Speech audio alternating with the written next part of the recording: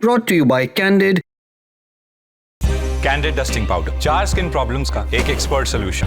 Candid dusting powder, हटा खुजली, लगा कैंडिड। 4 अप्रैल की शाम अमेरिकी राष्ट्रपति डोनाल्ड ट्रंप ने ईरान को फिर से धमकी दी थी। डेडलाइन निकलती जा रही है। इसी डेडलाइन के बीच ईरान ने भारत को फोन घुमाया।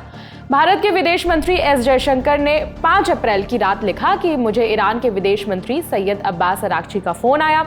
फिलहाल जो हालात हैं, हमने उस पर चर्चा की।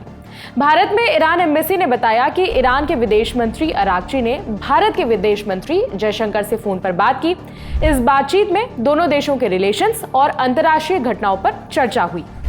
जब से युद्ध शुरू हुआ है, ये 6ठी बार है जब भारत और ईरान के बीच फोन कॉल हुआ है।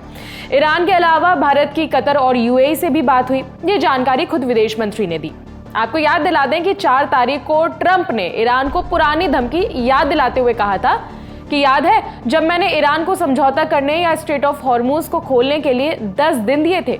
समय निकलता जा रहा है, 48 घंटे बाद उन पर नरक टूट पड़ेगा।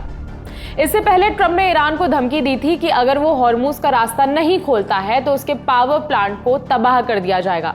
फिर अपनी बात से पलटते हुए उन्होंने कहा कि ईरान से जंग खत्म करने को लेकर बात चल रही है, बातचीत अच्छी दिशा में जा रही है, इसीलिए वो पावर प्लांट पर अटैक को 10 दिन के लिए टाल रहे हैं। ट्रंप की ये डेडलाइन 6 अप्रैल को खत्म हो रही है। यही याद दिलाने के लिए उन्होंने फिर से धमकी दी। जब धमकी से बात नहीं बनी तो गाली गलौज पर उतर आए।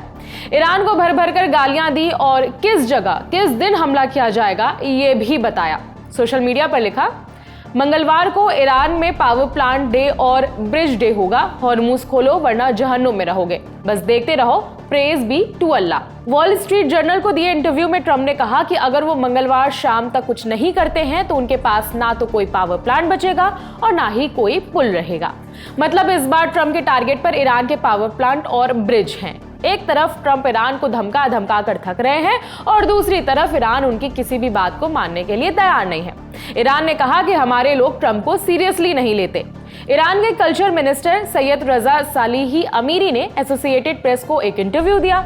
ट्रंप की धमकियों के जवाब में उन्होंने कहा कि आमतौर पर ईरान के लोग उनकी यानी ट्रंप की बातों पर ध्यान नहीं देते। उनकी पर्सनल बिहेवियर, उनकी बातों और वो जो काम करते हैं उनमें आपस में कोई बैलेंस नहीं है, विरोधाभास रहता है। ट्रंप ऐसे इंसान बन गए हैं जिसे ना तो ईरानी समझ पा रहे हैं और ना ही अमेरिकी लोग समझ पा रहे हैं। ईरान के मंत्री ने इस बात को भी दोहराया कि स्ट्रेट ऑफ हॉर्मुज केवल और केवल दुश्मन देशों के लिए बंद है, बाकी देशों के लिए पहले की तरह रास्ता खुला हुआ है। ईरान ने 10 दिन पहले एक लिस्ट भी दी थी जिसमें उन देशों के नाम थे जिन्हें ईरान अपना दोस्त मानता है और उनके लिए हॉर्मुज का रास्ता साफ है। लिस्ट में भारत, चाइना, रशिया, इराक और पाकिस्तान का नाम था। आपको याद दिला दें कि 28 फरवरी को ईरान, इजराइल और अमेरिका के बीच जंग शुरू हुई थी। जब से जंग शुरू हुई है, भारत और ईरान के बीच में कई बार फोन पर बात हो चुकी है। कश्मीर के कुछ लोग ईरान की मदद के लिए पैसे भी भेज रहे हैं।